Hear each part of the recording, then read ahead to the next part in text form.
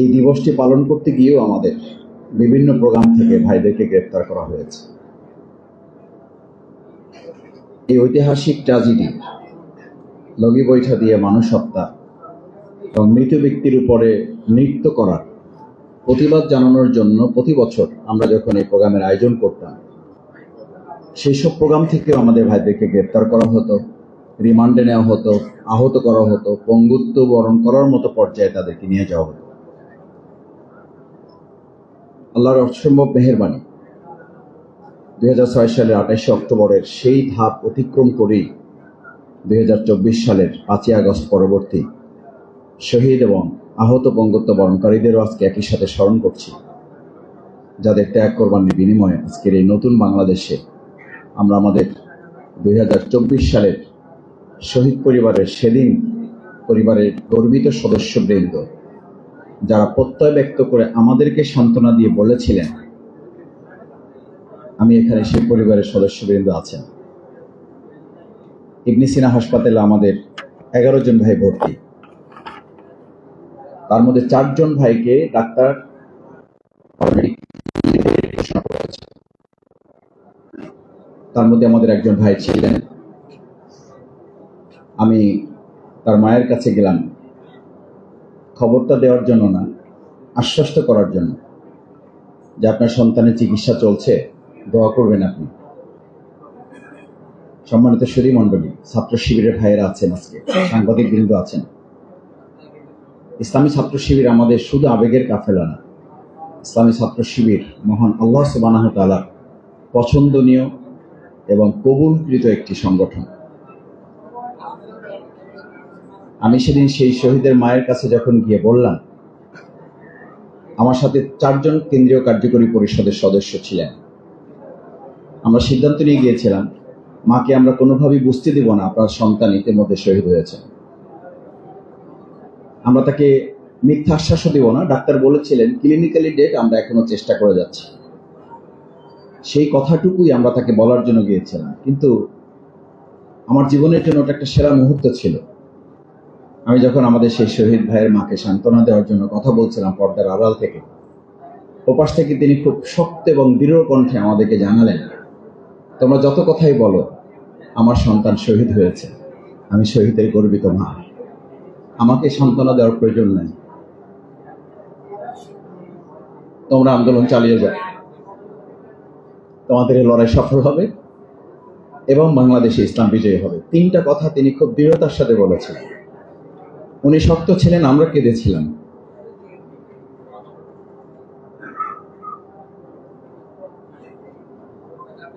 অথচ আমাদের কথা ছিল মা কাঁদবে, আমরা শক্ত থাকবো।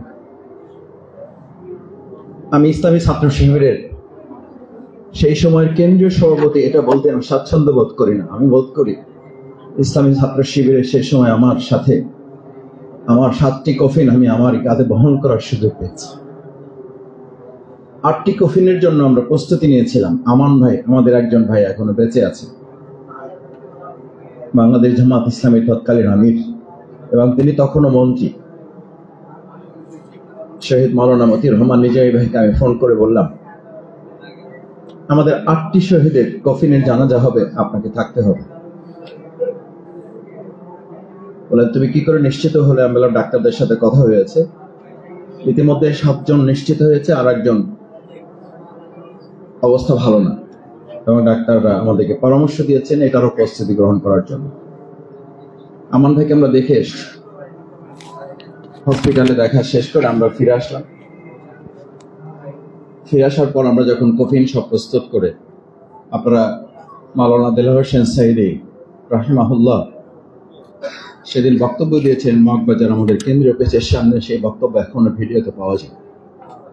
2006 সালে 28 অক্টোবর এই শহীদের বন্যী শিখা শেখ হাসিনা শুধু নয়, বাংলাদেশের প্রত্যেকটি ফ্যাসিবাদের জন্য এক একটা জ্বলন্ত অগ্নিগিরি হয়ে বাংলাদেশে ইসলামের জন্য এই রক্ত কাজ করবে এবং এই রক্ত বিজয়ী হবে। আমার মন পড়ে আমি তার পাশে দাঁড়িয়েছিলাম। তৎকালীন মেয়র সাদেক হোসেন খোকা মরহুম, তিনি পাশে ছিলেন, অন্যান্য নেতৃবৃন্দ ছিলেন। সম্মানিত ভাইয়েরা, সেই শহীদ পরিবারের সদস্যবৃন্দ এখানে আছেন। আজকে এটা ট্র্যাজেডি ঠিক, আমি আজকে শুধু শহীদ পরিবারের এই মুখগুলো দেখতে এসেছি যে ওনারা কতটা আনন্দিত। ওনাদের শহীদের রক্তের লাল দেখে ওনারা হয়তো আজকে ভাববে এই শহীদের রক্তের লালের উপরে আমরা আমাদের সবুজ একটা বাংলাদেশ বিনির্মাণ করতে পারি এবং পারবো। সামনে সেই সম্ভাবনা আমাদের তৈরি হয়েছে। ওনাদের শহীদের রক্তের উপরে আজকে সাদিক কায়েমরা দাঁড়িয়েছে, ওনাদের শহীদের রক্তের উপরে রাকসু দাঁড়িয়েছে, ওনাদের শহীদের রক্তের উপরে চাকসু দাঁড়িয়েছে, ওনাদের শহীদের রক্তের উপরে জাকসু, যেখানে শিবির নাম মানে হচ্ছে মৃত্যুর আতঙ্ক।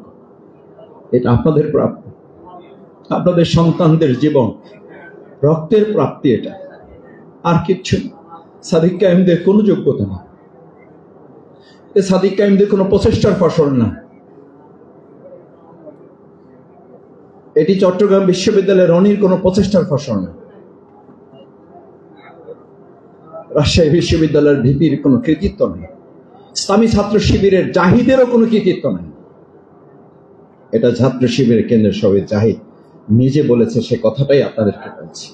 আমাদের কারো কোনো কৃতিত্ব নেই। আল্লাহর একান্ত দয়া, তার মেহেরবানি এবং আপনাদের সন্তানদের রক্তের বদলা হচ্ছে আজকের এই উন্মুক্ত মাঠে ইসলামী ছাত্র শিবির। কথা বলতে পারছে না, শুধু এক বড় অর্জন নিয়ে আপনাদের সামনে আল্লাহ তাআলা আমাদেরকে হাজির হওয়ার তৌফিক দিয়েছে। আমি আজকে আপনাদের সামনে একটা কথা বলি, শহীদ পরিবার সদস্যবৃন্দ, আল্লাহ তাআলা যে পর্যন্ত আমাকে নিয়ে এসেছেন তার ওয়াদা হচ্ছে ওয়ায়াত্তাখিযা মিনকুম শুহাদা। সূরা ইমরানে পরিষ্কার ঘোষণা হচ্ছে তিলকাল আইয়ামু নুদাবিলুহা বাইনান নাস, তিলকাল আইয়ামু নুদাবিলুহা বাইনান নাস। আল্লাহ মানুষের এই ইতিহাসের পরিবর্তন পরিক্রম এটা করবেনি।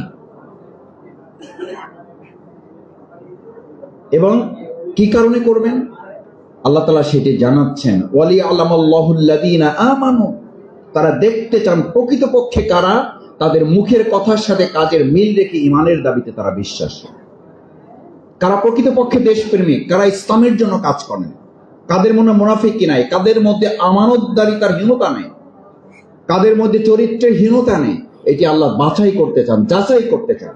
ওয়ালিয়ালামাল্লাহুল্লাযীনা আমানু, শুধু ইমান মুখে বললে হবে না, এটি দেখতে চান আল্লাহ। সেই জন্য এই পরিবর্তন, সেই জন্য 2006, সেই জন্য 2024-এর 5ই আগস্ট।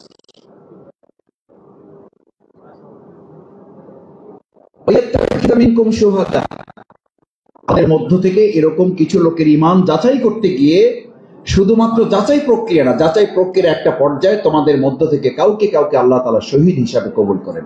ওয়ায়াত্তাখিযা মিনকুম শুহাদা, এই যে আল্লাহ তাআলার পরিকল্পনা। ওয়ালিউমাহিস, এবং আল্লাহ তাআলা এর মধ্য দিয়ে আমাদেরকে পবিত্র করেন, পরিচ্ছন্ন করেন, আমাদেরকে রাষ্ট্রের জন্য, দেশের জন্য, জাতির জন্য, ঢাকা বিশ্ববিদ্যালয়ের জন্য, রাজশাহী বিশ্ববিদ্যালয়ের জন্য, চট্টগ্রাম বিশ্ববিদ্যালয়ের জন্য, জাহাঙ্গীরনগর বিশ্ববিদ্যালয়ের জন্য আমাদেরকে তিনি উপযুক্ত করে গড়ে তোলেন এই প্রক্রিয়ার মধ্য দিয়ে। ওয়ালিউমাহিস, আমি আল্লাহ তোমাদেরকে পবিত্র পরিচ্ছন্ন করে দেশ এবং জাতির জন্য তোমাদেরকে প্রস্তুত করি। শুধু তাই না, আমি যে কথাটি বলার জন্য আয়াতের প্রসঙ্গ টেনেছি, শহীদ পরিবারের সদস্যবৃন্দ, আল্লাহ তাআলা শেষ বক্তব্য হচ্ছে ওয়ায়াম হাকাল কাফিরিন। শুধু আপনাকে যে বিজয় করবেন, আমাদেরকে যে বিজয় করবেন তা না, আমাদেরকে যারা পরাজিত করেছিলেন বা পরাজিত করতে চেয়েছিলেন, আপনার সন্তানকে যারা শহীদ করে মনে করেছিলেন 2006 সালে 28 অক্টোবর আমাদেরকে শেষ করে দেবে। 3টি কারণে 28 অক্টোবর। ফার্স্ট, 2001 থেকে 2006 পর্যন্ত একটা সুন্দর রাষ্ট্র বিনির্মাণে যে 2 জন মন্ত্রী সবচেয়ে বেশি দুর্নীতি মুক্ত থেকে রাষ্ট্র বিনির্মাণে সহযোগিতা করেছিলেন, আওয়ামী লীগ, শেখ হাসিনা এবং পার্শ্ববর্তী একটা রাষ্ট্র সিদ্ধান্ত নিয়েছিল এই ধারাবাহিকতা যদি অব্যাহত থাকে বাংলাদেশে আর কোনো দুর্নীতিবাজ সরকার প্রতিষ্ঠিত হতে পারবে না। তাই এই দুর্নীতি মুক্ত মন্ত্রীদেরকে যে কোনো মূল্যে হত্যা করতে হবে। প্রথম টার্গেট ছিল নিজামী এবং মুজাহিদ ভাইকে হত্যা করার পরিকল্পনা। টার্গেট করে বোমা নিক্ষেপ করা হয়েছে।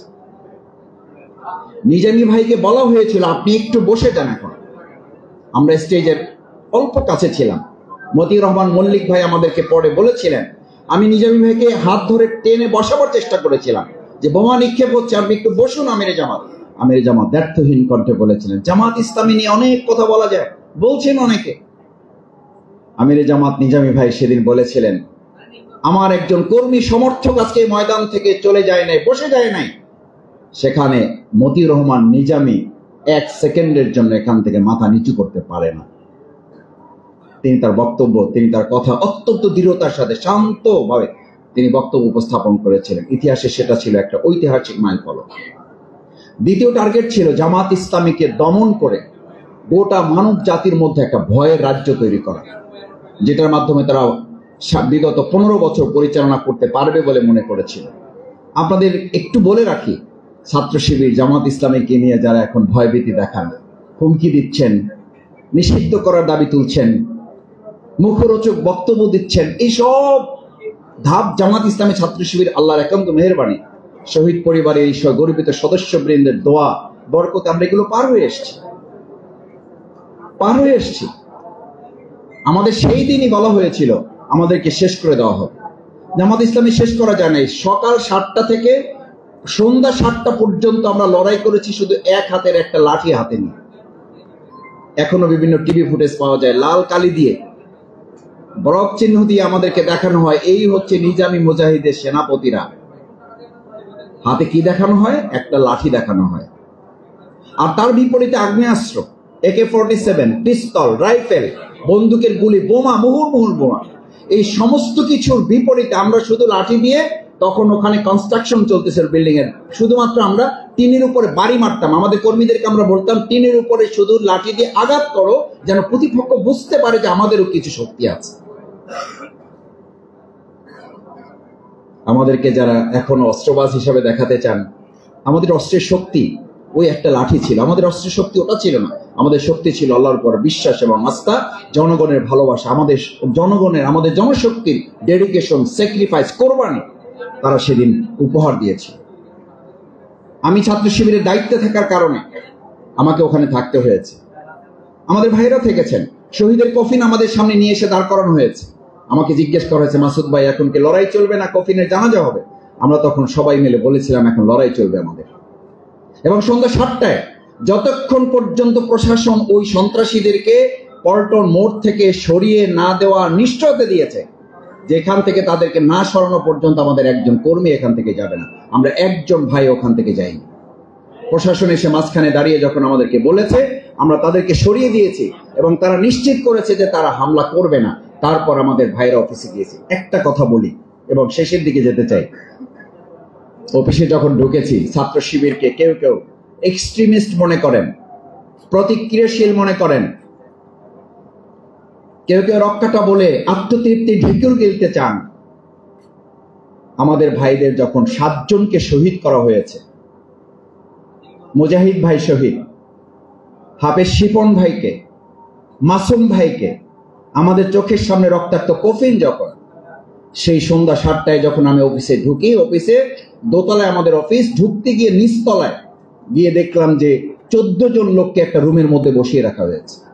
কারো গেঞ্জি নাই, কারো শার্ট নাই, কারো প্যান্ট পর্যন্ত নাই, শুধুমাত্র ছোট্ট একটা কাপড়ে তার আবরণ দেওয়া। কি হয়েছে? ঢোকার সাথে সাথে বলল, মাসুদ ভাই এদেরকে পল্টন মোড়, এরা প্রত্যেকে হামলাকারী, এদেরকে ওখান থেকে ধরে নিয়ে আসা হয়েছে, শুধু আপনার নির্দেশনার অপেক্ষায় আছে এদের ব্যাপারে কি সিদ্ধান্ত দেওয়া হবে। আমার সাথে তখন 3 জন পরিষদের মেম্বার ছিলেন। এটা ইতিহাসের এক কঠিন বাস্তবতা। বাংলাদেশ ইসলামী ছাত্র শিবির কতটা মানবতা পরায়ণ, কতটা মানবতাবাদী। মুহাম্মদ রাসূলুল্লাহ সাল্লাল্লাহু আলাইহি ওয়াসাল্লাম যুদ্ধের ময়দানের যে থিওরি, যে পলিসি মেনটেন করতেন, আমরা ওই 3 জনকে দাঁড়িয়ে আমি পরিষদের ভাইদের কাছে জিজ্ঞেস করলাম, জানতে চাইলাম, what can I do and have to do. আমাকে আপনারা সহযোগিতা করেন।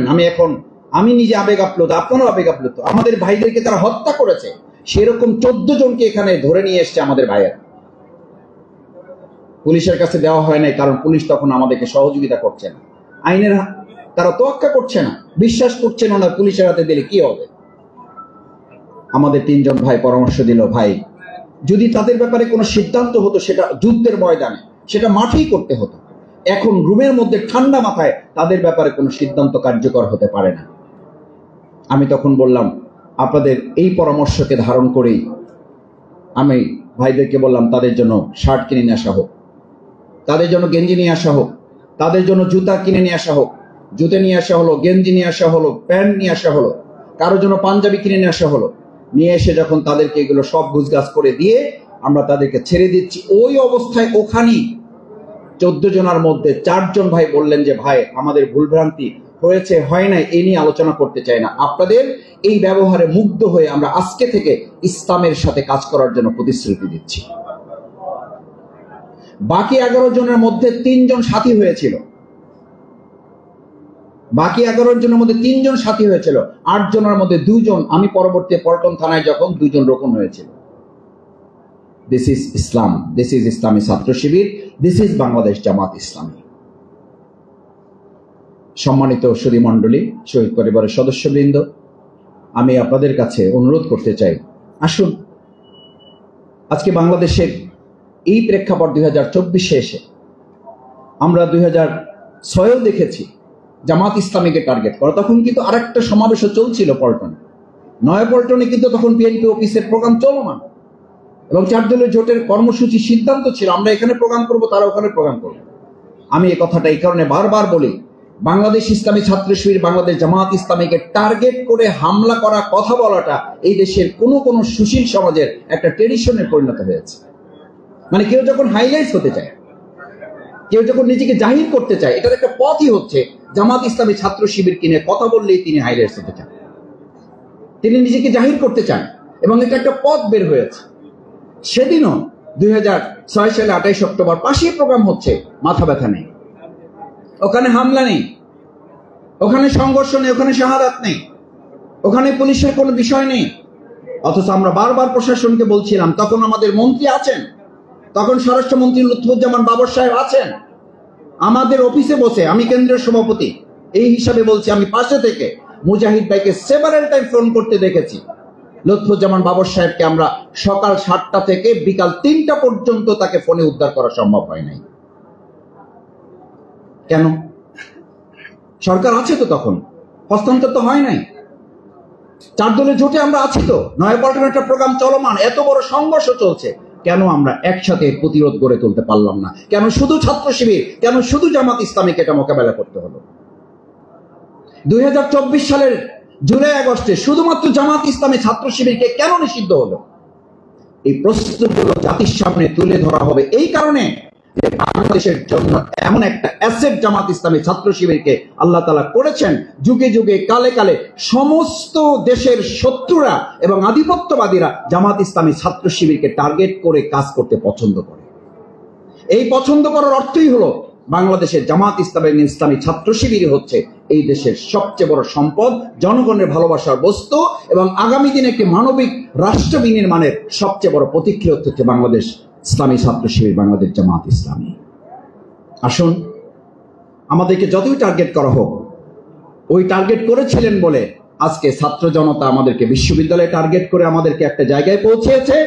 আমাদেরকে এখন যারা টার্গেট করছেন, ইনশাআল্লাহ শহীদ পরিবারকে কথা দিচ্ছি, 2026 সালের ত্রয়োদশ জাতীয় সংসদে জনগণ জামাত ইসলামী ছাত্র শিবিরকে টার্গেট করে দেশ পরিচালনার দায়িত্বের জন্য পছন্দ করবে ইনশাআল্লাহ।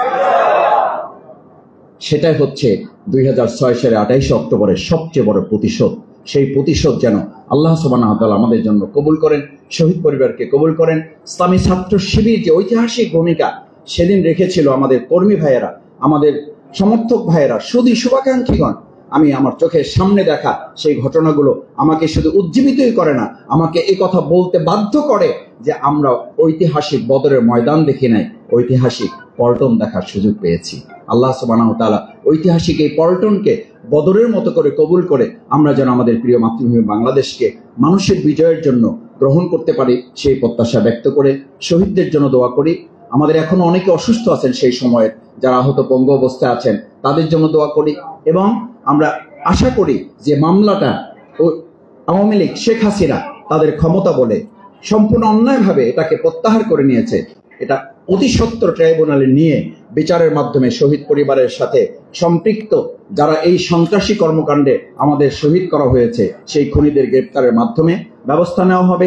শহীদ পরিবারের প্রতি যে কৃতজ্ঞতা আমাদের রাষ্ট্রীয়ভাবে তাদেরকে স্বীকৃতি দেওয়া, রাষ্ট্রীয়ভাবে তাদেরকে পুনর্বাসন, রাষ্ট্রীয়ভাবে তাদের পাশে দাঁড়িয়ে 2024 জুলাই আগস্টের গণঅভ্যুত্থান যেমনভাবে আমরা তাদেরকে ওন করতে পেরেছি, 2006 সালে 28 অক্টোবর আমরা সেটাকে ওন করতে পারি নাই, কারণ এটা শুধু জামাত ইসলামী ছাত্র শিবিরের সম্পদ বলে মনে করা হয়। আমি আজকে আস্তে আস্তে খেয়াল করলাম মিডিয়াগুলো, আমাদের প্রচলিত মিডিয়া, আমি সব মিডিয়াকে বলছি না, অত্যন্ত দুর্ভাগ্যজনক 2006 সালে 28 অক্টোবরের এই ঘটনা